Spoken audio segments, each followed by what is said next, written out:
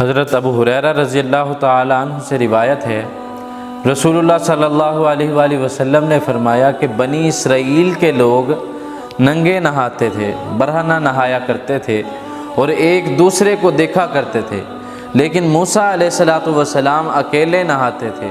تو بنی اسرائیل کے لوگوں نے یہ کہنا شروع کر دیا کہ موسیٰ علیہ السلام ہمارے ساتھ اس وجہ سے نہیں نہاتے ہیں کہ ان کے خصیے پھولے ہوئے ہیں، یعنی اس بیماری کے اندر مبتلا ہیں۔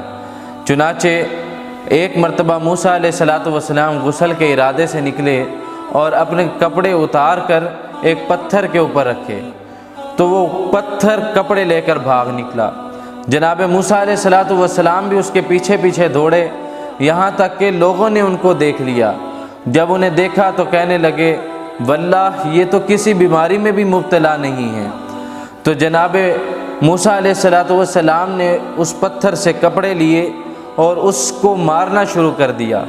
ابو ہریرہ رضی اللہ تعالیٰ عنہ فرماتے ہیں کہ جناب موسیٰ علیہ السلام کے اس پتھر کو مارنے کی وجہ سے اس کے اوپر 6-7 نشان بھی پڑ گئے۔ پھر اللہ تبارک و تعالیٰ نے اسی لیے حضرت محمد صلی اللہ علیہ وآلہ وسلم پر یہ آیت نازل فرمائی، یا ایھا الذین آمنوا لا تکونوا کالذین آذوا موسیٰ فبرأہ اللہ مما قالوا وکان عند اللہ وجیہا۔